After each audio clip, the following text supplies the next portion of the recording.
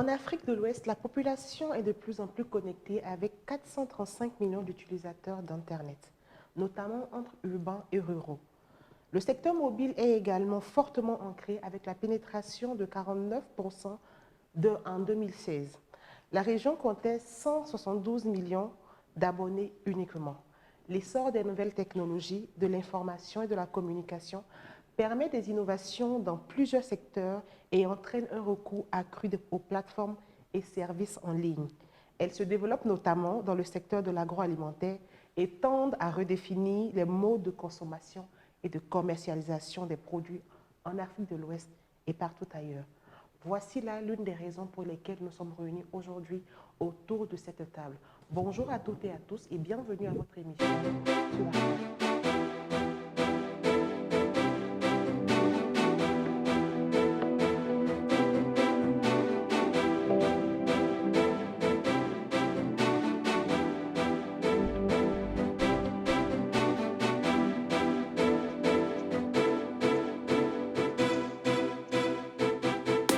Pour cette nouvelle édition, nous recevons deux panélistes que sont M. Delphaka, qui est l'un des entrepreneurs, et également Mme Kaba, qui est la cofondatrice de Sorico. Donc, merci Awa et bonjour chers téléspectateurs. Oui, je suis dans l'accompagnement de projet, je suis coach formateur en efficacité.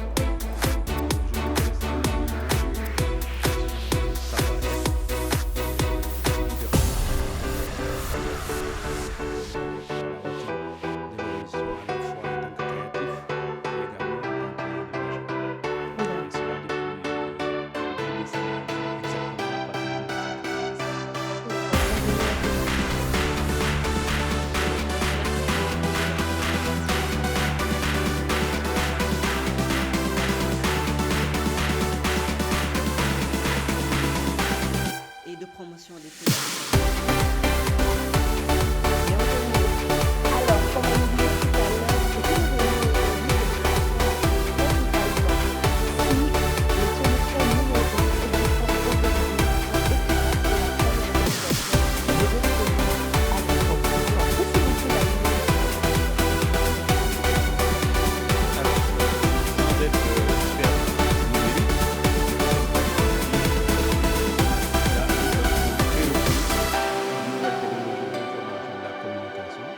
Pour améliorer à la fois la production, la collecte d'informations et également la commercialisation.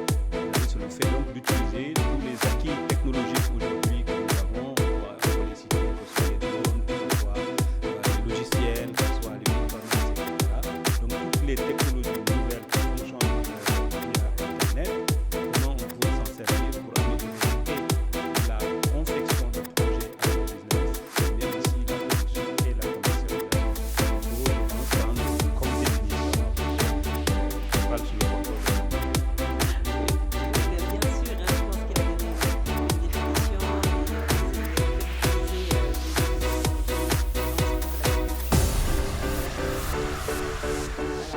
à l'information, à la chaîne d'approvisionnement également, à tout ce qui est gestion de stock aussi, la technologie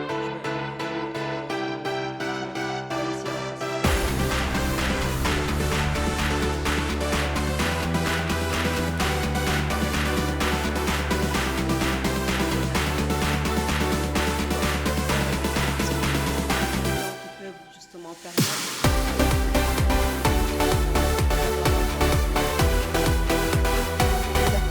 Alors, vous qui êtes dans ce secteur, est-ce que ces nouvelles méthodes de personnes et de plus en plus nombreuses ici au Sénégal et partout en Afrique, est-ce qu'elles sont exactement au niveau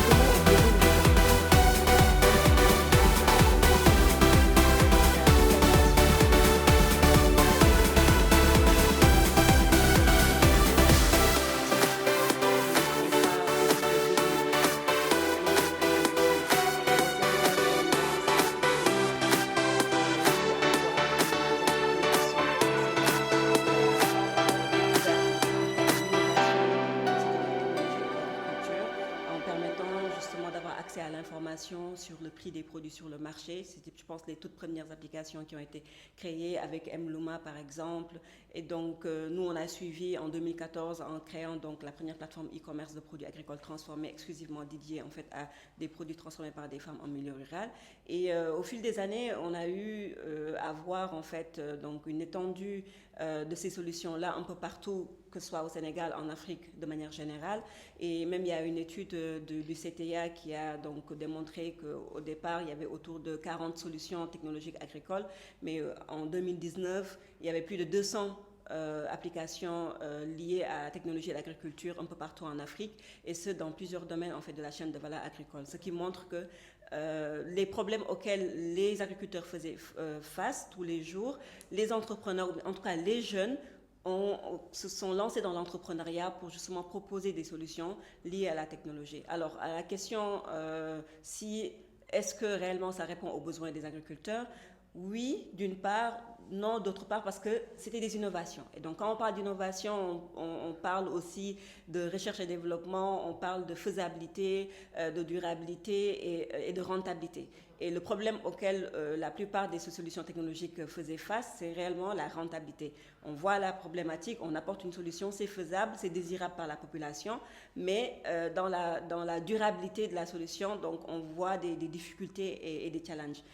Mais ça ne signifie pas qu'en fait la solution n'était pas forcément adaptée réellement. Donc c'est voir quel business model adapté ou bien apporter à ces solutions technologiques-là pour qu'elles soient pérennes, pour qu'elles puissent répondre aux besoins des agriculteurs sur une longue période. D'accord.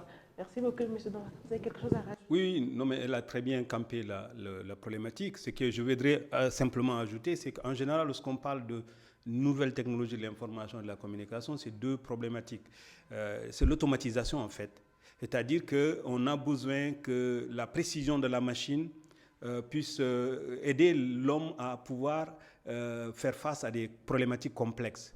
Alors, lorsque nous avons une économie ou une agriculture qui n'est pas du tout complexe, parce qu'elle est essentiellement sous pluie, il n'y a pas beaucoup de grandes surfaces qui existent, donc notre système de production n'est pas suffisamment complexe. Donc, de sorte que les solutions qui existent, technologiques qui existent souvent, ne prennent pas en compte le fait que nous n'avons pas encore un certain niveau de complexification. Et deuxièmement, les personnes qui produisent pour l'essentiel, ce sont des analphabètes. Ce sont des gens qui ont de faibles moyens, ce sont des gens qui ont de faibles capacités d'équipement. Ce sont des gens qui ne voient pas tellement la pertinence de ces problématiques-là parce que les difficultés auxquelles ils font face sont des difficultés qui sont plutôt des difficultés naturelles. Ce n'est pas lié à la complexité de leur activité.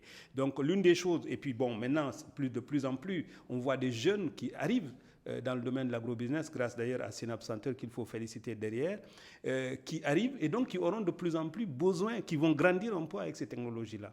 Mais disons que de façon globale, si on regarde 2 400 000 hectares de terres cultivables, il y a probablement 1 million que nous arrivons à cultiver, mais durant l'hivernage. Et sur de petites superficies, donc en gros, si vous prenez par exemple un drone, par exemple, on peut améliorer, ça fait déjà le revenu annuel du paysan. Donc déjà, pour implémenter ces solutions-là dans le domaine agricole ordinaire classique, ça ne va pas être facile. Mais les solutions existent et les jeunes Sénégalais, je les suis très bien, ils mettent au point de nouvelles technologies véritablement qui peuvent accompagner, notamment au niveau du système d'irrigation, etc., etc. Mais il faut dire que tant que la structure de notre agriculture, la façon dont nous produisons, nous cultivons la terre, tant que cela ne va pas changer et les acteurs ne vont pas changer, nous allons fabriquer de nouvelles technologies, mais qui vont rester inemployées. Parce que c'est comme si j'achète, il y a plein de gens qui ont des téléphones portables, mais combien de personnes savent vraiment utiliser les ressources qu'il y a dans un téléphone portable? Très peu. La plupart d'entre nous, on se contente de prendre le téléphone, de répondre et d'envoyer des messages. Mais en réalité, il y a d'autres ressources qui existent dans le téléphone. Je peux les utiliser, mais combien de personnes le savent? Donc ça aussi, ça pose la question du niveau culturel, du niveau d'information et de formation, et donc de la scolarisation également des populations qui produisent. Effectivement. Alors, parlons de niveau culturel et de formation. Vous qui êtes, une doyenne du domaine, les populations en fait rurales qui produisent des produits agricoles, qui ne sont pas alphabétisées ou alors qui ne sont jamais allées à l'école, déjà, pour avoir accès à une plateforme, il faudrait qu'elles aient un téléphone ou Internet. Si moi, j'habite dans un village de Fongolémie, je n'ai pas en fait accès à Internet ni téléphone. Comment je fais, moi, aujourd'hui, pour pouvoir vendre mes produits sur une plateforme en ligne? Alors, c'était, je pense, la première problématique, effectivement, auquel nous avons eu à faire face. Mais je pense que, en tant qu'entrepreneur, et si on veut travailler dans l'innovation, c'est de trouver la solution qui est adaptée à la population. Et c'est pas parce que elles n'ont pas accès à la connexion ou bien au téléphone ou bien au smartphone qu'elles peuvent pas vendre. Justement, on joue ce rôle. Et je pense que les entreprises ou bien les jeunes qui ont eu la chance d'avoir la possibilité d'aller à l'école ou bien d'être alphabétisés ou de connaître en fait la croissance en termes on va dire d'internet, qui ont grandi avec internet, aujourd'hui peuvent justement appuyer les femmes transformatrices ou bien les agriculteurs en milieu rural pour leur apporter justement ce soutien-là. Parce qu'on a deux générations différentes avec deux savoirs qui sont complètement disparates.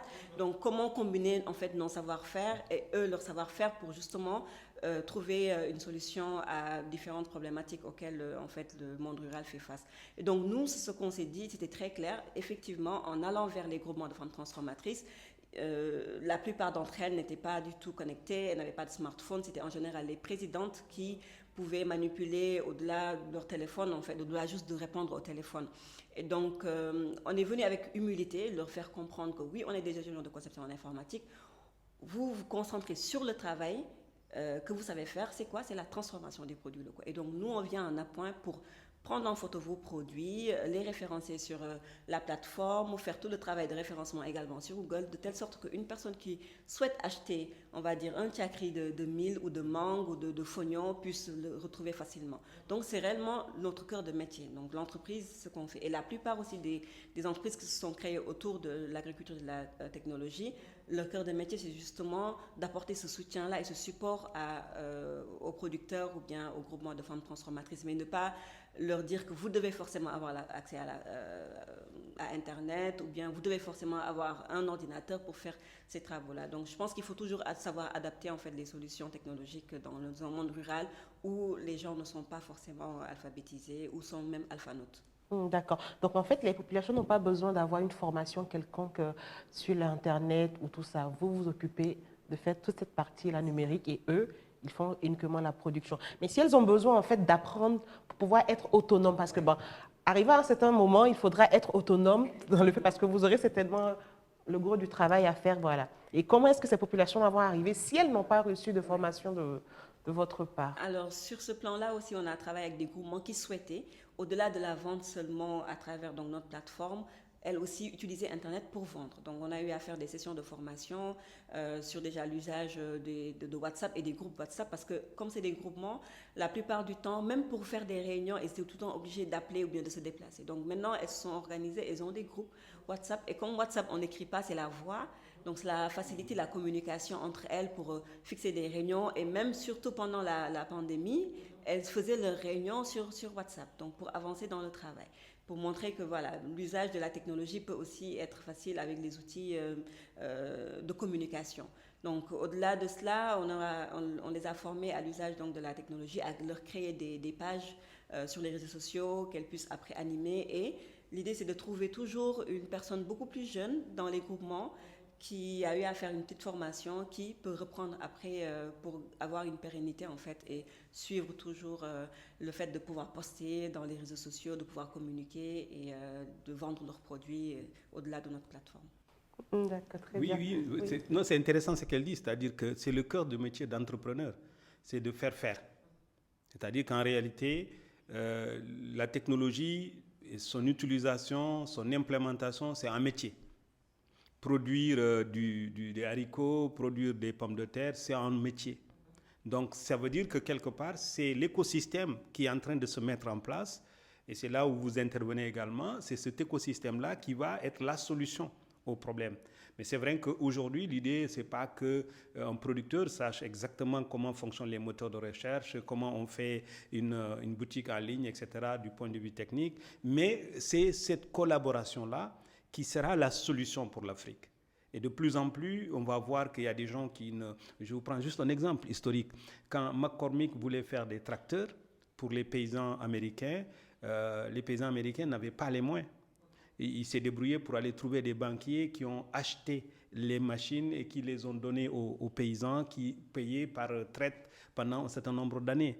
Et ça a permis à des gens qui n'avaient absolument rien du tout de pouvoir obtenir un tracteur. Et ça a beaucoup changé leur vie. Je pense aussi que c'est cet effort-là qu'il faut saluer que vous faites, Madame Kaba, de faire en sorte que vous avez un savoir-faire et vous mettez ce savoir-faire à leur disposition pour qu'ils n'aient pas besoin, eux, de probablement avoir des téléphones qui coûtent très cher ou d'avoir même accès à Internet. Donc cette forme de collaboration est une des solutions que je pense qu'on doit encourager et saluer avec tout le mérite que cela mérite. Quoi. Voilà. Tout à fait. D'accord. Dites-nous, est-ce que ces plateformes assurent aujourd'hui un meilleur revenu et une meilleure gestion économique des exploitations? Est-ce que les plateformes aujourd'hui, oui, qui sont sur Internet, est-ce qu'elles assurent un meilleur revenu et une meilleure gestion économique des exploitations agricoles que nous avons? Si oui, comment est-ce qu'elles le font? Oui, comme je l'ai dit tantôt, en fait, ces plateformes-là ont vu le jour il n'y a pas longtemps. On parle de quoi? D'une décennie. Donc, il y a même pas 10 ans ou même moins. Il y a des entreprises qui ont moins de 10 ans. Et donc, il y a tout ce temps qu'il faudrait pour ces entreprises-là d'avoir une maturité, de gagner en crédibilité, mais également en expansion sur le plan national comme sous-régional ou bien sur le plan africain. Et donc, cela prend du temps pour justement permettre à ces agriculteurs-là d'avoir une grande visibilité ou bien d'avoir tout le revenu qu'il faut. Mais si je pars juste sur l'expérience que j'ai eue, la plateforme e-commerce a permis à beaucoup de groupements de femmes dans plusieurs régions du Sénégal déjà de changer, le packaging de produits. Parce que d'habitude, elles vendaient sans pour autant se rendre compte qu'en fait, le packaging n'était pas forcément adapté. Et que quand on est sur une plateforme e-commerce, on s'adresse à un autre type de client qui est une classe moyenne beaucoup plus exigeante et on fait concurrence avec d'autres types de produits également. Donc il y a cette notion de compétitivité qui vient. Donc la plupart des groupements avec qui on a travaillé au début, au bout de 2 ans, elles ont compris le retour des clients qu'on avait et elles ont eu à changer leur packaging et à s'améliorer. Deuxièmement, c'est la visibilité. Donc les plateformes là offrent plus de la visibilité aux femmes transformatrices ou bien même aux producteurs de manière générale parce qu'ils sont cantonnés dans leur zone rurale. Les seules occasions de vente sont les foires sur le plan national ou international qui durent juste quelques jours dans l'année. Au-delà de cela, elles retournent la plupart du temps dans leur zone rurale. Elles n'ont pas accès à Internet comme on le disait tout à l'heure. Elles n'ont pas accès à beaucoup de financement pour construire des boutiques ou bien avoir si je parle des producteurs, des zones de stockage par exemple de produits ou bien un marché en tout cas assez fréquent pour écouler leurs produits. Donc avec ces plateformes, ils gagnent plus en visibilité sur le plan national comme international. Et bien sûr, quand on parle de visibilité derrière, après, c'est des revenus qui viennent pour permettre à des groupements de vendre beaucoup plus leurs produits. Parce que nous, on a démarré par exemple avec des groupements à Kédougou où on vendait au début juste 50 pots de karité. Aujourd'hui, on vend plus de 200 pots de karité par exemple le mois pour juste un seul groupement. Et aussi le fognon, on est à plusieurs tonnes par exemple, alors qu'on avait démarré juste avec 50 kilos ou bien un peu moins. Donc vous voyez l'évolution et aussi il y a une certaine adaptation de la clientèle face à ces nouvelles technologies-là qui eux aussi n'étaient pas du tout familiers, il faut le dire. C'est pas seulement côté producteur, mais même les consommateurs ne savent pas comment acheter en ligne. Ça aussi, c'est un problème.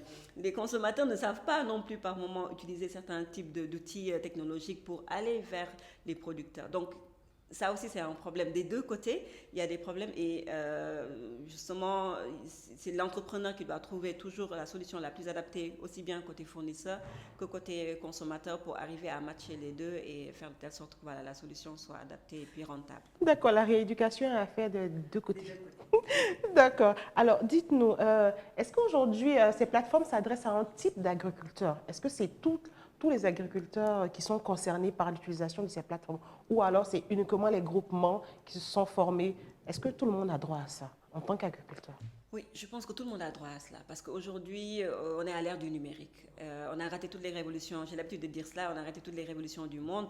Donc aujourd'hui, à l'ère du numérique où on peut rester chez soi, avoir accès à Internet et avec un seul téléphone, pouvoir communiquer partout dans le monde, pouvoir faire ses achats, être livré, oui, tout le monde y a droit. Maintenant, c'est justement nos barrières culturelles ou bien économiques qui font que voilà, on n'arrive pas à permettre à tout le monde, tous les agriculteurs d'avoir accès à ces outils-là, mais je pense qu'ils y ont droit et ils doivent aussi profiter de cette révolution numérique pour justement pallier à tous les problèmes auxquels ils ont eu à faire face des milliers et des milliers d'années. Quand moi je parle de l'agriculture et de l'agrobusiness, quand je vais auprès des femmes transformatrices et que je vois qu'elles, ça fait plus de 20 ans, 30 ans qu'elles font la même chose et qu'elles n'évoluent presque pas, c'est vraiment, ça fait vraiment mal et nous on a envie de changer cette donne et aujourd'hui la technologie nous permet d'avoir ce pouvoir de changer cette donne-là et de leur donner accès justement à une possibilité d'étendre leur marché, d'être beaucoup plus connus, d'être beaucoup plus visibles, mais également d'avoir accès à l'information, que ce soit sur le prix des produits sur le marché, sur même les intrants, sur les machines agricoles, tout ce qui est possible en fait pour leur permettre d'évoluer en tant qu'agriculteurs. Et en fait, voilà. En fait, ce que vous posez comme problématique, et c'est ça la vérité, c'est que l'Internet, le numérique, c'est un moyen qui est inséré parmi les autres ressources dont a besoin un producteur. Et donc souvent, nous sommes émerveillés, c'est vrai, par la technologie, mais c'est comme si vous aviez, par exemple, une mitraillette et on vous dit de vous en servir, sauf que vous ne savez non seulement pas vous en servir, mais il n'y a pas d'ennemi. Autrement dit, je veux dire que la question fondamentale, et je pense que vous venez de le dire dans votre dernier exposé, c'est que comment nous faisons pour que nos économies, nos producteurs puissent produire plus et mieux. Parce que vous avez beau avoir des solutions technologiques, il faut bien que ce soit au service de projets. Quand je dis tout à l'heure que nous avons la difficulté d'exploiter au Sénégal les 2 400 000 hectares que nous avons de terres cultivables, c'est que fondamentalement, parce que si vous regardez la structure de notre économie, nous n'avons pas augmenté notre part de marché sur le plan mondial. Donc c'est un problème. Donc ça veut dire que quelque part, ce sont des solutions qui sont là aujourd'hui, mais c'est comme si nous ne les utilisons pas assez de façon optimale. Alors que, effectivement, tout à l'heure, vous avez raison, Mme Kaba, de dire que l'Afrique a raté tous les autres rendez-vous et qu'aujourd'hui, le rendez-vous que nous avons, nous devons pouvoir le réussir. Mais c'est là aussi où il faut se plaindre un tout petit peu de nos leaders, de nos dirigeants politiques. Aujourd'hui, la question de l'Internet, c'est une question de souveraineté nationale.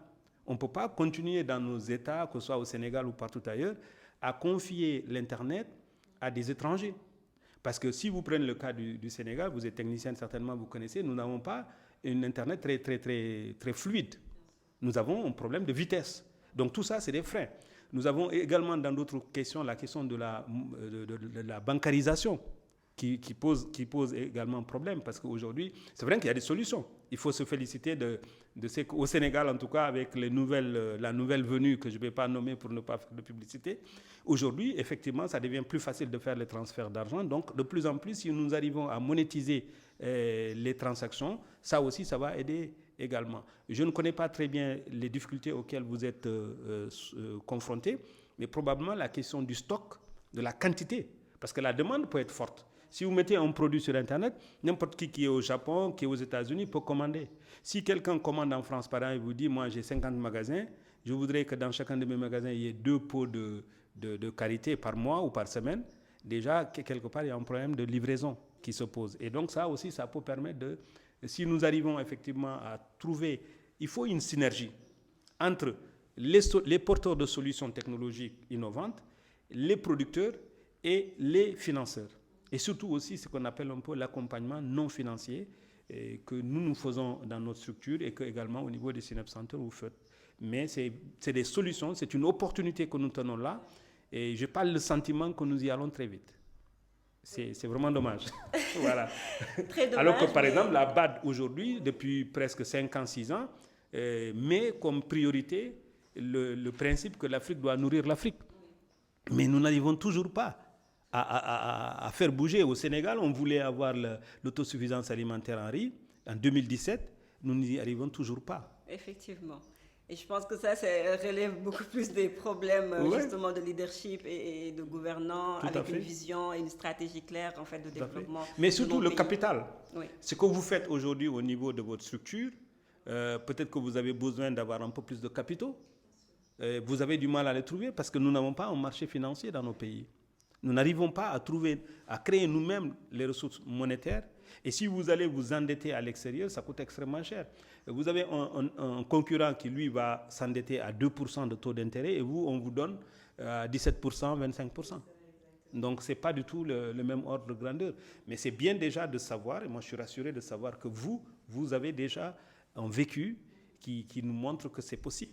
Oui, c'est ça en fait. C'est possible malgré en fait les difficultés, malgré toutes les problématiques auxquelles fait face en fait l'Afrique de manière générale ou bien le Sénégal de manière particulière. Mais c'est très profond. C'est pour ça que je disais en fait, quand je vais voir des groupements de femmes transformatrices qui depuis 20 ans, 30 ans font la même chose, ne bougent pas réellement de leur situation, ça veut dire que le problème est très profond. Et vous parliez tout à l'heure de stock et d'approvisionnement, mais même la qualité aussi se pose, qualité des produits. Donc tout cela, je pense qu'il y a un énorme travail encore à faire. Mais l'idée, c'est de ne pas se dire, on attend jusqu'à avoir tout cela pour maintenant utiliser les technologies. Comment on peut combiner les deux pour marcher ensemble en attendant que, bien sûr, toutes ces problématiques identifiées puissent après être voilà. Et je pense que d'ailleurs, pour nos téléspectateurs, il faut leur dire, il y a une idée de business là.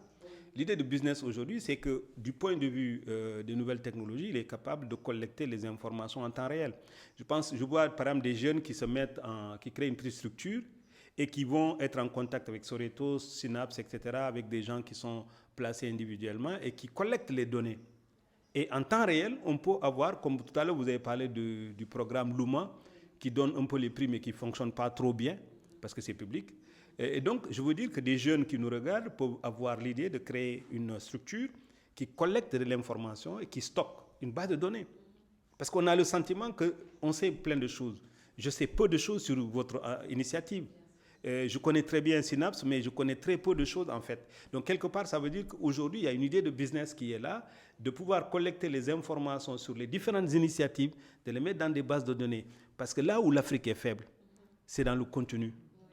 Quand je tape aujourd'hui Madame Kaba sur Google, je ne sais pas ce que ça va me donner. Quand je tape Awa, je ne sais pas ce que ça va me donner. Vous allez avoir sur 20 pages. Voilà. Mais par exemple, je veux dire, par exemple, si je trouve une jeune comme vous, française par exemple, qui fait la même chose que vous, si je tape sur Internet, j'ai beaucoup plus d'informations. Parce que ça veut dire que nous n'avons pas suffisamment, nous ne mettons pas assez de contenu. Vous êtes une professionnelle, vous avez peut-être réussi à avoir un contenu Internet, mais globalement, nous n'avons pas de contenu. Nous sommes des touristes de l'Internet. Nous passons notre temps à cliquer, à regarder ce que les autres font ou mettent là-dedans. On consomme. Voilà, dans tous les sens. Donc aujourd'hui, c'est une idée de business, puisque nous en parlons aussi, que nous ayons des statistiques. Et ça, les jeunes ne peuvent ne pas attendre les autorités, les pouvoirs publics, etc. Et monter un dossier de projet, aller voir les bailleurs de fonds. Il ne faut pas toujours voir petit aussi. Parce que quand on règle des problèmes à l'échelle d'un pays, ça peut être important. Monter des dossiers, allez voir des bailleurs de fonds, dites-leur, voilà le problème. Vous mettez des milliards, ça ne sert à rien parce qu'il y a ça comme problème. Nous, on vous apporte la solution. Ils vont vous mettre $1 million, ils vont mettre 1 million d'euros. Oui, ça permettra de faire en sorte que les investissements, les milliards qui sont faits puissent être mieux rentabilisés. Et je pense que c'est aussi votre responsabilité en tant que professionnel de ne pas toujours vous contenter de vouloir partir pas à pas. Parce que vous avez dit tout à l'heure, nous avons connu pas mal de retard. Donc aujourd'hui, il faut aller très vite. Et pour ça, il faut monter des dossiers de projet ambitieux et aller voir les bailleurs de fonds. Même s'ils vous disent pour être éligible, voilà les conditions qu'il faut remplir, il faut aller les voir, les décideurs, leur dire, voilà, j'ai ce projet-là, ça coûte tant de milliards, et je n'ai pas d'argent, je n'ai pas de garantie, mais voilà, l'idée, elle peut marcher. Et les gens vont vous faire confiance. Mais on manque aussi, la jeunesse africaine manque d'ambition et d'audace. Parce que souvent, on se contente de peu, on veut commencer par petit, en disant, oui, je vais de 0 à héros. Ce n'est pas possible. Il faut quelque part que quand vous avez des idées qui tiennent la route, vous avez de la passion, les gens vont vous accompagner, mais il faut autant aller les voir. Il faut ouvrir les portes du patron de la BAD, du patron de la DER, etc., à lui dire, monsieur, vous dites qu'il faut faire ça, je ne remplis aucune des conditions, mais voilà, j'ai une idée qui marche. Et ça, il faut que les jeunes puissent être beaucoup plus audacieux. On compte sur vous. D'accord, très bien. Ouais. Alors, parlons à présent de réglementation. Qu'en est-il de la réglementation nationale et de la coopération en matière publique liée à l'Internet? Comment ça se passe côté réglementation? Alors, je ne vais pas trop m'avancer sur ce sujet parce que je n'ai pas une grande connaissance dessus. Je sais juste que sur le plan de la gestion des données, effectivement, il y a une réglementation et qu'il y a une agence qui est dédiée à cela, donc tout ce qui est gestion de données au niveau d'Internet, parce que vous avez vu ces derniers temps, il y a eu beaucoup soit d'harcèlement ou bien d'usage des données personnelles pour en faire autre chose. Et dans le cadre aussi des plateformes de e-commerce, comme on collabore ou bien on vend et on a des données de nos clients, donc la réglementation stipule qu'il faudrait forcément enregistrer en fait ces données-là auprès de la CDP, déclarer pour que l'activité soit aussi bien réglementée. Maintenant, au-delà de ça, je sais qu'il y a eu des tractations avec le ministère du Commerce pour justement réglementer parce que en réalité, auprès de la douane aussi, je pense qu'ils se sont rendus compte qu'il y a beaucoup de commerce informel qui se passe au niveau des réseaux sociaux. Beaucoup de milliards, quoi. Beaucoup de milliards qui passent dans les réseaux sociaux. Alors que ce n'est pas des entreprises formelles, c'est juste des personnes comme ça qui font leur commerce et qui gagnent beaucoup d'argent, mais que ce n'est pas du tout réglementé. Et donc, depuis 2 ans, ils sont en train de travailler sur un document stratégique pour justement mettre en place des réglementations pour le commerce en ligne. C'est voilà, juste cette information que j'ai, que je peux partager pour le moment. D'accord, d'accord, très bien. Alors aujourd'hui, comment est-ce qu'on doit faire pour familiariser nos agriculteurs, au-delà de la formation, hein, avec les outils qui sont parfois nouveaux, pour arriver aussi à un changement de mentalité, au-delà de la formation qu'on peut leur apporter, au-delà de la chaîne de valeur qu'on peut créer à leur niveau, comment est-ce qu'on peut faire pour les familiariser avec les nouveaux outils numériques? Mais je pense déjà il faut trouver des exemples de réussite.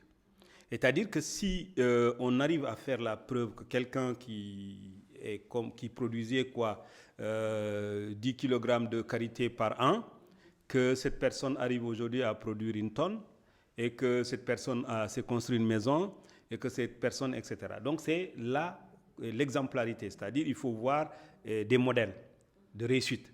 Ça c'est déjà la première chose assez facile à faire. On accompagne des gens, il y a des gens qui vendent sur Internet, ils sont devenus milliardaires.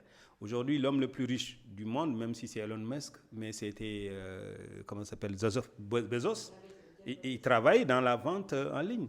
C'est du e-commerce. Et avant lui, il y a eu d'autres initiateurs, etc., dans ce sens-là. Dès qu'on montre qu'on peut gagner de l'argent, parce qu'en fait, la peste, les gens, leur repère, c'est ça. S'ils voient qu'on peut gagner de l'argent avec, qu'on peut construire des maisons avec, qu'on peut devenir millionnaire ou milliardaire avec, on peut s'acheter des voitures avec, tout le monde va y aller. Ça, c'est déjà la première démarche. La seconde démarche, ce qu'elle a dit tout à l'heure, c'est que il y a un travail de sensibilisation.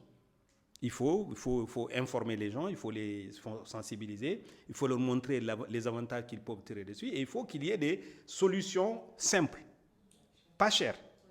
Simples et pas chères. Et pas compliqué non plus, parce que dès que c'est compliqué, dès qu'il y a des problèmes derrière, les gens vont se décourager. Donc si les programmeurs, que vous êtes arrivés à mettre en place des solutions simples, on fait connaître ces solutions simples aux populations, et partant aussi, on aide à avoir des exemples de réussite, à partir de ce moment, la mayonnaise va prendre. Oui, et juste pour aborder dans ce sens-là, en fait, j'ai eu, moi, la chance de collaborer avec des producteurs dans la zone de Kaolack et Diourbel dans le cadre d'un projet PAFA, financé par le FIDA. Et justement, les agriculteurs avaient du mal à avoir accès à l'information des prix du produit sur le marché. Et quelqu'un avait pris l'initiative, un des animateurs des tables filières 1000, avait pris l'initiative d'aller dans les marchés de référence pour prendre le prix des produits et l'envoyer par SMS un par un à l'ensemble des membres de ce groupement. Donc, quand on s'est rencontrés, on a discuté et tout, je me suis rendu compte qu'en fait, si demain il a 1000 producteurs dans son téléphone, peut-être il va l'envoyer un par un et que son téléphone ne lui permet peut-être pas de faire un envoi groupé. Ça, c'est depuis 2013, ce dont je parle. Et donc, on a mis en place en fait une plateforme qui lui permet d'envoyer un seul SMS et que le SMS soit diffusé à l'ensemble des membres des tables filières, que ce soit mil, maïs, sésame, niébé par exemple. Et depuis lors, la plateforme est en train d'être utilisée. Donc, pour insister en fait beaucoup plus sur ce qu'il disait tout à l'heure, l'exemplarité. Parce que pourquoi aujourd'hui ça marche jusqu'à aujourd'hui, c'est parce que c'est simple, mais également ça leur permet de résoudre un problème, le fait que les bana venaient pour leur dire que par exemple le kilogramme du mil était à 150 alors que c'était un peu plus en fait au niveau du marché et que le bana avait tout le temps peut-être un 50 francs, qu'eux ils perdaient sur des tonnes et des tonnes. Donc ça permet à l'agriculture de gagner plus. Et donc, il faudrait montrer l'efficacité et l'impact justement de ces solutions technologiques, au-delà bien sûr des revenus, mais quel est l'impact considérable qu'ils ont en ayant accès à l'information à temps. Et je pense que c'est ça qui va permettre justement de faire adopter en fait ces solutions-là, au-delà de la formation et de la sensibilisation, effectivement partir sur l'exemple des choses qui marchent. Effectivement, faciliter l'accès à l'information, je pense que c'est très important pour la vulgarisation de l'agrobusiness. D'accord. Alors, est-ce que ces plateformes aujourd'hui contribuent à redéfinir les modes de consommation et de distribution des populations? Oui, mode de consommation, oui. Déjà, si je prends l'exemple de Soretul encore, on a essayé à travers cette plateforme-là d'attirer plus la clientèle, de consommer en fait nos produits locaux au détriment des produits importés. Parce que les modes de distribution classiques qui existaient ou bien qui existent toujours ne mettaient pas assez en exergue nos produits locaux. Parce que bien sûr, les groupements de femmes n'avaient pas forcément toutes les normes, ne pouvaient pas avoir des codes barres. Donc, il y avait beaucoup de freins pour ces groupements d'avoir accès à des supermarchés ou à des grandes surfaces. Donc, une plateforme de e-commerce qui se crée, ou bien d'autres plateformes de mise en relation entre producteurs et acheteurs qui se créent, permettent justement de faciliter la consommation et bien de changer les modes de consommation je pense, des clients ou des consommateurs de manière générale. Donc oui, définitivement, pour moi, c'est un moyen qui redéfinit les modes de distribution, qui redéfinit les pouvoirs même entre ceux qui avaient le monopole et ceux qui ne l'ont plus, donc, ou bien ceux qui ne l'avaient pas. Voilà, donc ça redéfinit tout. D'accord, d'accord. Alors, Monsieur Damfata, dites-nous, est-ce qu'aujourd'hui, l'agriculteur est plus tenté d'aller vers les plateformes d'e-commerce plutôt que d'aller vers ce qu'il avait l'habitude de faire dans les marchés et vendre ses produits? Parce que disons également que les plateformes ou alors les sociétés qui se créent, qui vont vers les agriculteurs pour leur proposer de vendre leurs produits, est-ce que l'argent circule très rapidement ou alors il faut attendre un temps à la vente? Voilà, à la vente. Parce qu'habituellement, il vend, automatiquement, il a son argent. Et là, si on lui dit, tu me produis tel stock, je vais le vendre ou bien le commercialiser avant de te rendre ça, ça peut être un frein. Tout à fait, c'est une des difficultés. Hein. Je ne sais pas, elle connaît un peu la chose. Mais moi, ce que j'ai constaté effectivement sur le terrain, c'est que en général, les producteurs sont tellement à un niveau de pauvreté qu'en général, ils vendent sur pied leur production à des commerçants qui viennent leur proposer des prix horriblement bas. Et s'ils avaient la possibilité de vendre sur pied sur Internet, ce qui est difficile, il faut du stock. Et ça coûte cher. Et ça veut dire également, parce que souvent, c'est que le mode de financement de l'économie dans nos pays, de l'agriculture dans nos pays, c'est qu'on va te financer les intrants et les matières premières, surtout les intrants. Mais quand tu as semé, quand tu as biné, quand tu as sarclé, etc., qu'est-ce que toi tu manges d'ici là avant que tu ne vendes? Donc très souvent, les gens ils finissent par vendre sur pied. Et donc ça, c'est un frein, effectivement, à ça. La deuxième chose, c'est que souvent, ils sont tellement dans des difficultés au cours du cycle de production qu'ils ne commencent à s'intéresser à la vente qu'une fois que le produit est là. Or, la meilleure manière de vendre, c'est d'abord de trouver l'acheteur, puis après de produire. Ce serait idéal. C'est-à-dire, avant que je ne commence à produire, je sais exactement qui va acheter, à quel prix il va acheter, avec quel niveau d'exigence il va le faire. Ce n'est pas souvent le cas. Et ça nous ramène toujours à la question de la capacité, du capital et du niveau de capital, que les possibilités d'investissement des gens, des producteurs dans ce pays-là, dans nos pays, qui fait que justement, il y a peut-être un frein aussi par rapport à ça. Parce que, évidemment, si vous dites à quelqu'un, j'ai quelqu'un qui commande, etc., donc il faut déjà que la personne soit bancarisée. Ils ne sont pas souvent bancarisés. Donc, tout cela va poser des questions de confiance. Moi, j'ai suivi 2 initiatives qui ont fait échec dans le domaine des plateformes de vente. La troisième que tout le monde connaît, je ne sais pas si j'ai le droit de donner des indications, mais il y a une structure de la place qui intervient à Dakar, au Sénégal et en Afrique de l'Ouest, qui a perdu en 2017 80 millions d'euros. C'est une plateforme de vente en ligne. En 2019, je crois, et 2018, ils ont perdu 120 millions d'euros. Et la structure existe encore. Alors, cette structure, est-ce que vous pouvez compétir avec cette structure qui va se dire, j'accepte de perdre des milliards sur 5 ans, sur 10 ans. Et pendant ce temps-là, il y a une structure comme Soreto qui est là, qui se débrouille avec les moyens du bord. Alors que parce qu'aujourd'hui, les gens n'ont pas assez confiance au numérique. Ils n'ont pas confiance. Et quelqu'un peut aujourd'hui commander sur Internet, vous le livrez, et après, quand vous arrivez, il dit non, j'ai changé d'avis. Ou bien, vous ne pouvez plus le joindre au téléphone. Donc, ça veut dire que pour pouvoir gérer ces inconvénients-là, il faut un volume important de transactions qui fait que les bénéfices vont couvrir un peu cette situation-là. Nous ne sommes pas encore à ce niveau-là. Donc aujourd'hui, il est extrêmement difficile, même du point de vue des plateformes, de faire de l'argent. En tout cas, les plateformes que j'ai suivies, qui sont de grosses plateformes, qui essaient de faire ces choses-là, elles ont souvent ces difficultés-là parce que les gens n'ont pas une culture de commander par Internet, de payer par Internet, ou même quand ils commandent, ils doivent payer à la livraison. Ils ont tendance à ne pas dire, bon, c'est pas grave. Donc, la personne qui s'est déplacée, qui a pris de carburant pour se déplacer, un scooter, etc., va venir et va rentrer bredouille. Donc, c'est autant de questions. Mais il ne faut pas désespérer. Parce qu'aujourd'hui, quand vous regardez pour les fast-food, la restauration à Dakar, ça marche très bien. Moi, ma femme, elle est très abonnée. Maintenant, chaque fois qu'elle veut faire quelque chose, elle dit, je vais commander à manger, etc. Donc, ça commence à entrer dans les mœurs. Et au fur et à mesure que nous allons avancer, je pense qu'on va y arriver. Effectivement. Je pense qu'aussi c'est un problème de qualité, parce que acheter sur Internet et avoir le produit en vis-à-vis et être déçu de la qualité du produit, c'est la raison pour laquelle beaucoup de personnes déjà ne commandent pas sur Internet. Et en plus de cela, on est en Afrique, toujours, on a la culture de l'oralité et le sens du toucher. Ouais. Pour acheter quelque chose, on veut toucher pour savoir déjà, est-ce que c'est de très bonne qualité, est-ce qu'on peut même goûter, est-ce qu'on peut même voir, est-ce qu'on peut l'essayer, si il s'agit des habits et tout. Donc, c'est vraiment une culture qui est ancrée en nous. Et c'est pas tant mal forcément, mais ça veut dire qu'on ne peut pas répliquer le modèle du e-commerce à l'européen exactement comme ici.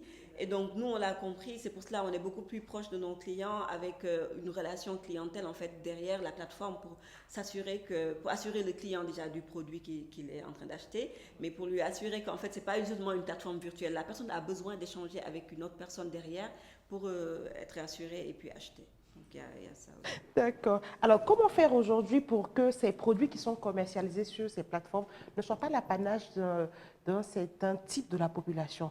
Que tout le monde, au fait, puisse avoir accès à cela. Parce que, bon, déjà, les prix, une jeune étudiante n'irait pas acheter sur Internet du mil. Elle dit, bon, j'irai au marché pour acheter le kilo de mil à tel prix, parce que, bon, sur Internet, payer la livraison en plus du coût, mais je ne peux pas me le prouver. Donc, elle va directement. Comment est-ce qu'on doit faire aujourd'hui pour que tout le monde puisse avoir accès à cela, pour que nos cultivateurs, nos agriculteurs puissent, en fait, se nourrir, en fait, de leur travail, en fait? Oui, je pense qu'il faudrait effectivement qu'on démocratise beaucoup plus ces plateformes-là. Mais en soi, bon, moi je connais des gens qui peuvent acheter, qui achètent sur la plateforme peut-être, on ne va pas citer de nom, qui achètent déjà sur ces plateformes-là. Maintenant, le problème c'est non produits locaux en fait. Non produits locaux, parce que les gens achètent sur les plateformes e-commerce qui existent, parce que même c'est même parfois moins cher, je pense, sur ces plateformes que d'aller au marché, de faire quoi, 1h30, si c'est en tout cas à Dakar, 1h30 dans les embouteillages, de payer le taxi qui va coûter plus de 2500. Donc, il y a ce ratio-là qu'il faut voir, et pourtant, on vous livre à 1500 ou bien 2000 francs. Alors, je pense que quand même, il y a un truc à voir dans ce sens-là, mais sur les produits locaux essentiellement, parfois, c'est beaucoup plus cher que les produits importés. Et donc, une personne qui veut acheter des produits locaux sur une plateforme e-commerce va se dire, je préfère effectivement aller acheter le produit importé qui est similaire, ou bien juste me déplacer moi-même, aller au marché, par exemple, pour faire mes achats. Donc, c'est là où je pense se pose le problème, et ça rejoint encore ce que monsieur disait tout à l'heure, dans nos politiques, en fait, agricoles, pour atteindre l'autosuffisance et la sécurité alimentaire, ça doit être l'accessibilité, mais aussi l'accessibilité au niveau des prix. On doit aussi subventionner certains produits, Les emballages, la plupart des emballages ne sont pas fabriqués ici, donc on les importe, c'est un coût supplémentaire qui est même parfois supérieur aux produits qu'on met dedans. Donc c'est plutôt ces difficultés-là, je pense, qu'on a dans le secteur en fait de l'agriculture de manière spécifique, mais dans les autres domaines pour des e-commerce, je pense que les prix sont relativement les mêmes ou bien un peu moins parfois. Si je ne me trompe pas, franchement, je pense que c'est ça. C'est plus la compétitivité de nos produits locaux qui pose problème en général. D'accord. Alors, est-ce que ces solutions-là sont un moyen pour nos agriculteurs de trouver des partenaires de commerce à l'extérieur? Oui, je pense bien. Pour les agriculteurs, bien sûr, bien organisés, avertis, qui ont la possibilité d'utiliser justement Internet, c'est un moyen de trouver des partenaires ou bien des distributeurs au niveau international. Et ça se fait, il y en a qui profitent justement des réseaux sociaux ou bien des plateformes existantes pour justement poster leurs produits, dire la quantité disponible. Après, il y a tout ce qui est réglementation, certification, qualité. Mais ceux qui sont arrivés à ce niveau parviennent à commercialiser leurs produits et avoir des partenaires au niveau international. Maintenant, on parle effectivement d'une grande majorité qui n'a pas du tout accès à cela et je pense qu'il y a une mise à niveau à faire. D'abord, c'est travailler sur la quantité, travailler sur la qualité des produits, la certification, parce qu'on parle d'exportation, oui. Il y a beaucoup de normes et la plupart de nos producteurs ne sont pas encore à ce niveau-là. Peut-être c'est d'abord rehausser ce niveau pour qu'ils puissent avoir accès malheureusement à un plus grand marché. Au niveau international. Et aussi, par moment, on se dit que c'est des barrières au niveau international qu'ils mettent pour que nos producteurs n'accèdent pas justement à ces marchés. Oui, trop de contraintes. Il y a tous ces tiraillements qui font que malheureusement, on est toujours cantonné dans ce qu'on est et c'est dommage. En fait, moi, ce que je voudrais ajouter à ce niveau, c'est que ceux qui sont porteurs de solutions de e-commerce doivent comprendre qu'il y a un vrai métier qu'il faut développer au-delà du développement des ressources, des solutions techniques. C'est-à-dire qu'aujourd'hui, il faut arriver à régler la question du stockage des entrepôts. Je ne sais pas comment vous faites, mais il aurait été intéressant que vous dites à vos productrices, à vos producteurs, voilà le prix auquel nous on l'achète. On achète et on stocke. Et que vous les accompagnez au moment du démarrage de la production, en les garantissant un peu au niveau des banques pour qu'ils puissent investir davantage. Donc, il faut véritablement investir. C'est-à-dire qu'il faut qu'on arrive à un niveau où les gens qui possèdent des solutions en électronique, des technologies qui marchent et qui pourraient les accompagner, associent à ça aussi des services d'accompagnement financier et des services d'entreposage. Et en plus de ça, le service de livraison. Donc, un véritable métier et ça demande beaucoup d'argent. Parce que ce que les autres font, c'est ce que les autres font et ça marche. Oui. Parce que moi, j'ai discuté la semaine dernière avec un ingénieur agronome sénégalais qui actuellement travaille aux Pays-Bas. Mais il travaille pour une plateforme de e-commerce. C'est-à-dire qu'ils ont des exigences au niveau comment on produit les pommes de terre, comment on produit tel ou tel légume, tel ou tel produit. Et donc, lui, son rôle, c'est d'aller vérifier derrière que les producteurs respectent les normes de production. Pour qu'au niveau de leur plateforme, il ne puisse pas y avoir de surprise. Parce qu'après, c'est vrai qu'il y a des problèmes de procès derrière. Et donc, il faut donc, ils prennent des professionnels qui font ce travail-là pour eux. Donc, ça devient un peu un travail d'encadrement, de suivi et évaluation des producteurs. Et ça aide les producteurs à se concentrer sur leur cœur de métier et la personne qui a la plateforme ne se contente pas simplement d'exposer les produits. Parce que si c'est ça, ça ne va pas très loin. Je suis parfaitement d'accord. Voilà. Parce que nous, on a abondé même dans ce sens-là également. On a une boutique physique en plus de la plateforme digitale. Voilà. Donc, les clients qui se sentent plus à l'aise, comme je disais tout à l'heure, ils ont le sens du toucher et puis veulent être en contact avec des commerciaux, peuvent directement venir en boutique acheter ou bien faire leur commande en ligne, se faire livrer à domicile ou bien faire leur commande en ligne et récupérer la commande déjà prête au niveau de la boutique. Et au-delà de ça, on accompagne aussi les groupements de femmes avec qui on collabore, mais plus dans le packaging en fait. La plupart voulaient vendre leurs produits mais n'avaient pas d'autorisation de fabrication délivrée par la division donc, du commerce. et ne pouvaient pas également avoir tout ce qui est tableau de valeur nutritionnelle, packaging, emballage, étiquetage. Donc on a eu à travailler avec des groupements de femmes transformatrices dans le Sine Saloum et à Kédougou aussi pour leur permettre d'avoir l'autorisation FRA, d'avoir le packaging, et depuis lors les produits sont vendus en ligne. Et de plus, les consommateurs achètent le produit mais ne savent pas comment le cuisiner à la maison. Oui, donc derrière, il y a... mil, voilà, le tiakri de mil par exemple, comme c'est sec, comment le faire revenir pour que ce soit doux et puis assez bon à manger. Donc on fait aussi des tutos de cuisine, de recettes de cuisine que nous partageons sur notre chaîne YouTube pour que les clients, quand ils nous posent la question comment je peux cuisiner cela, ou bien le fognon, beaucoup de Sénégalais ne connaissent pas le fognon, comment cuisiner le fognon. Donc on a donc des tutos de cuisine pour mettre cela à disposition des consommateurs, pour leur faire comprendre que c'est possible de manger non produits locaux, à en faire des plats modernes et puis voilà, avoir une bonne santé également. Tout à fait. C'est des solutions intégrées. Voilà, exactement. Très bien. Alors, c'est vrai que vous, par exemple, vous êtes certainement une référence dans le domaine, mais les jeunes qui se lèvent aujourd'hui, qui créent une plateforme d'e-commerce, et le travail en fait à faire derrière n'est pas fait. On va contacter des producteurs qui ne savent pas comment ça se passe. On leur explique quelque chose là, automatiquement ils adhèrent et après ils sont déçus. Donc, dans le milieu des plateformes e-commerce qui existent, qu'est-ce que vous faites ou bien qu'est-ce que vous mettez en place pour que tout le monde puisse faire le travail qu'il y a à faire, les différentes étapes qu'il y a à suivre pour que nos agriculteurs soient convaincus de l'efficacité en fait de ces plateformes-là pour la commercialisation de leurs produits? Moi, je pense qu'il faut d'abord mettre en place une sorte de relation de confiance avec soit les producteurs ou les femmes transformatrices.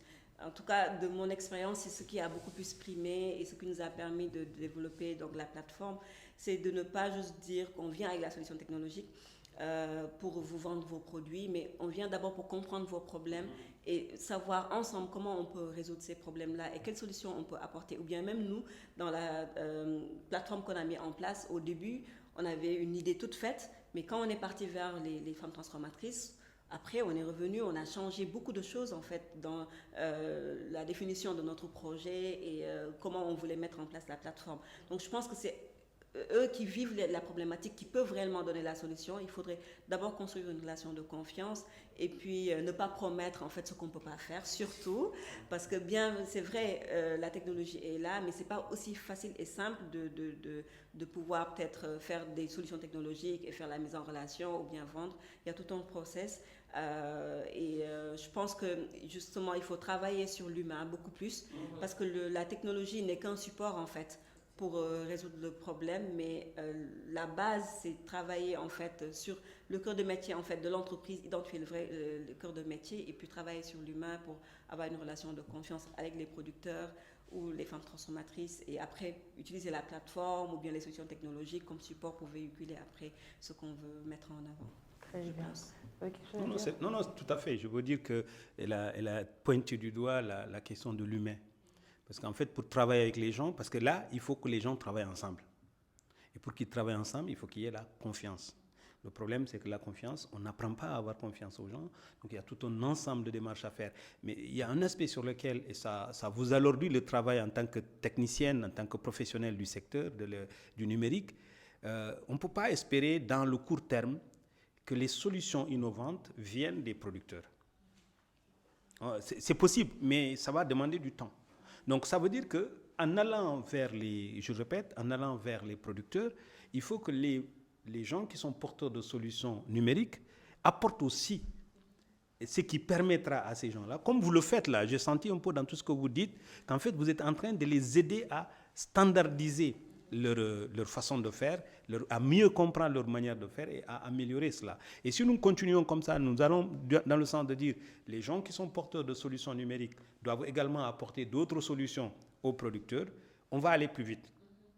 Et on ne va pas perdre trop de temps. Parce que si on attend que les gens qui ont travaillé comme ça depuis des millénaires, vous voulez un jour ou un lendemain changer leur façon de faire, ce n'est pas possible.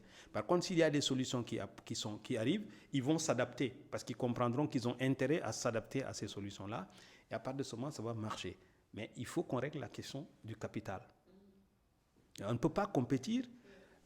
Je reprends toujours cet exemple. Quand les gens viennent vers moi en me disant « je veux faire une plateforme de e-commerce », j'ai dit « est-ce que tu es capable de compétir avec quelqu'un qui perd 80 millions d'euros? Ça fait quoi? 50 milliards ?»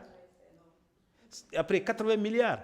Et cette personne-là continue de faire son business, comme si rien ne s'était passé. Et vous voulez concurrencer ces personnes-là. Donc ça veut dire que quelque part aussi, il faut s'organiser pour monter de vrais projets et aller à l'assaut des financeurs, des bailleurs de fonds, pour que nous puissions avoir des véritables solutions africaines du e-commerce et qu'on ne soit pas obligé de toujours nous arrimer aux autres qui vont nous imposer leur façon et leur manière de faire. C'est en cela que cette émission elle est intéressante parce qu'elle permet déjà de mieux faire connaître votre initiative, mais également pour les autres, également de comprendre qu'on ne peut rien faire tout seul. Il faut sortir de l'isolement, il faut vous rapprocher les uns des autres, il faut mutualiser les ressources, il faut co-interagir ensemble. C'est comme ça que l'Afrique va arriver vers le fond. Mais on ne peut pas être là à courir après quelques petits millions de CFA que des bailleurs de fonds nous donnent, alors que nous avons besoin de plusieurs milliards pour investir. Merci beaucoup. Alors, le temps qui nous est imparti arrive à sa fin.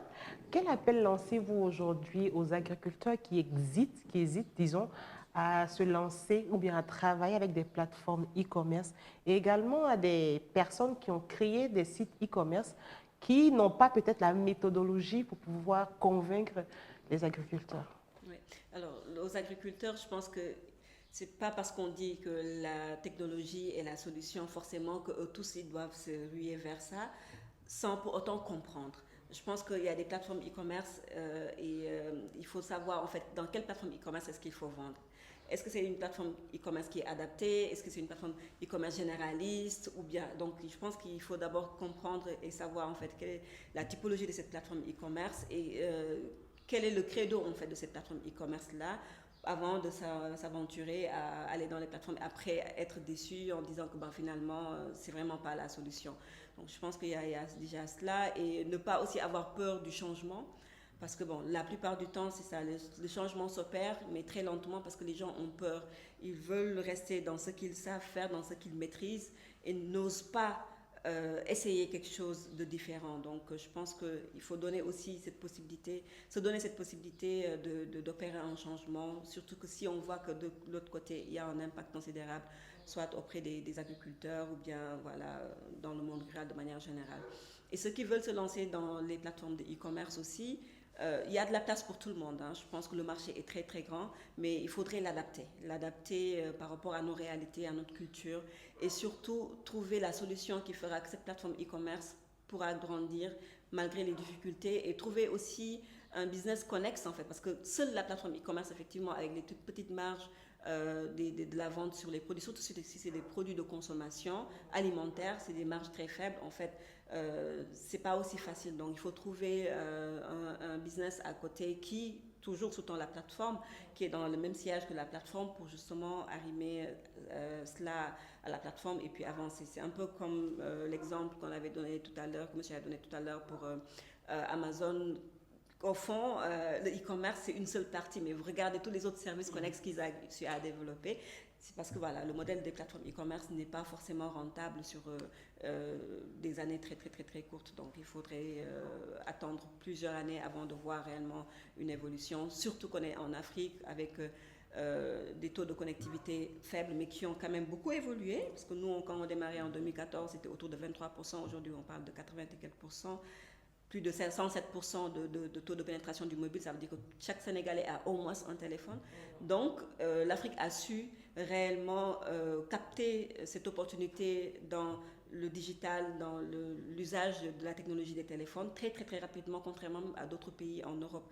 Il y a, je pense, une étude même qui a su montrer l'évolution très croissante, en fait, de l'Afrique en termes d'usage des technologies. Donc, je pense qu'on a la possibilité réellement de proposer des solutions technologiques adaptées aux problématiques liées à l'agriculture de manière générale, mais il faut vraiment travailler avec les agriculteurs pour ensemble trouver la solution. Sinon, on ne peut pas juste rester dans sa chambre, soit d'étudiant ou bien dans son bureau, imaginer une solution technologique et aller voir les agriculteurs en leur disant « voilà, j'ai trouvé la solution, c'est ça qu'il faudrait ». Je ne pense pas que cela pourrait réellement être impactant et durable. Il faut toujours associer en fait les usagers, les bénéficiaires de ces plateformes-là pour une bonne réussite en général des plateformes technologiques. Merci beaucoup. Et vous, votre mot de la fin? Oui, un appel aux agriculteurs, aux jeunes surtout qui s'impliquent dans l'agrobusiness. de comprendre que le numérique ne règle pas vos problèmes. Le numérique vous aide à aller plus vite et surtout à vendre ce que vous produisez. Donc ça veut dire qu'au démarrage, il faut se concentrer sur son métier d'agriculteur. Commencer à produire des vrais produits, à commencer à satisfaire un public que tu connais, qui va te dire, oui, ton oignon, il y a tel problème, etc. De s'adapter déjà au public qu'on a en face de soi. C'est après, dans un deuxième temps, qu'on va commencer à passer par le numérique. Parce que le numérique va ouvrir un champ plus grand en termes de clientèle, etc. Donc, il faut comprendre qu'avant d'aller vers 1000 personnes, il faut d'abord apprendre à satisfaire 10 personnes, 100 personnes. Donc, c'est important, il faut déjà maîtriser ce que l'on fait. Sinon, après, derrière, personne ne peut empêcher également les gens de faire ce qu'on appelle de l'ambulant, des marchands ambulants sur Internet. Moi, quand je décide de vendre, par exemple, les habits que font mes cousines qui sont dans le domaine de la couture, je crée une boutique ambulante, en fait, sur Internet. Mais quand nous voulons faire des choses sérieuses et que nous voulons impacter nos populations, transformer la vie de nos populations, nous devons avoir des projets structurés et favoriser la mutualisation. Et je répète encore une fois, pour ce qui concerne surtout les entrepreneurs du numérique, l'entrepreneuriat, il y a deux niveaux. Il y a le premier niveau qui est un niveau de créativité, trouver des solutions à des problèmes, imaginer des choses, avoir un rêve, avoir une vision et à partir de savoir comment trouver les ressources. Mais une fois que cela est fait, ça ne devient plus un travail d'entrepreneur, ça devient un travail de gestionnaire. Il faut prendre des gens qui sont compétents pour mettre en place des solutions numériques. Il faut prendre des gens qui sont compétents pour gérer les entreprises. Moi, quand je crée une entreprise, je n'ai aucune compétence particulière. Parce que mon rôle en tant qu'entrepreneur, c'est de créer de nouvelles activités. Donc, une fois que l'activité est créée, il y a des gens qui savent comment rentabiliser les ressources que je vais leur amener. Mais ça ne peut pas être moi. Donc, ça veut dire qu'à un moment donné, quand vous êtes entrepreneur, il faut savoir choisir votre place. Vous ne pouvez pas tout faire et surtout n'essayez même pas de tout faire. Donc, faites en sorte que lorsque vous vous lancez dans l'agrobusiness, que vous dites, moi, mon job, ça va être de trouver des solutions, des idées qui marchent. Je vais me mettre, par exemple, pour la communication ou pour résoudre les problèmes, les difficultés, les crises, les conflits dans mon entreprise, mais le reste, je le confie à des professionnels. Et quand je vais mettre en place une solution de e-commerce, il ne faut pas avoir la facilité. Il faut aller vers des gens qui sont des professionnels. Vous leur payez. Parce que les solutions toutes gratuites, là, souvent, c'est difficile. Donc, quelque part, il faut accepter d'investir aussi. Très souvent, peut-être que vous n'allez pas me démentir, nous avons trop tendance à trop négocier sur les primes. Quand je suis un grand pêcheur à la mer, quand je vais aller chercher du poisson, chaque fois que je fais le radin, et le jour où je vais partir à la pêche, je vais le regretter. Donc, ça veut dire que vous devez accepter d'investir et trouver les ressources pour pouvoir investir. C'est ça le métier d'entrepreneur. Et après, on mutualise. Et on fait de vrais métiers, des choses qu'on sait faire, de sorte que quand on vendra nos produits aux Américains, on vendra aux Canadiens, on vendra aux Japonais, ils vont dire, tiens, j'ai acheté quelque chose du Mali, et du Sénégal, j'ai acheté quelque chose de Côte d'Ivoire ou du Togo, etc. Et ça marche bien. Donc, cette réputation-là, avant qu'elle soit une e-réputation, elle doit être d'abord une réputation physique. Et c'est à cela que nous devons être attachés. Sinon, on va amener dans l'Internet nos problèmes de tous les jours. Et ça, ce n'est pas ce que nous recherchons véritablement. Effectivement. Alors, nous sommes au terme de cette émission. Nous remercions nos deux panélistes. Merci d'avoir répondu à notre invitation. Nous retenons en fait de cette émission, le numérique est une solution, certes, mais une solution qui doit être adaptée et mutualisée pour être plus efficace. À très bientôt pour de nouvelles éditions.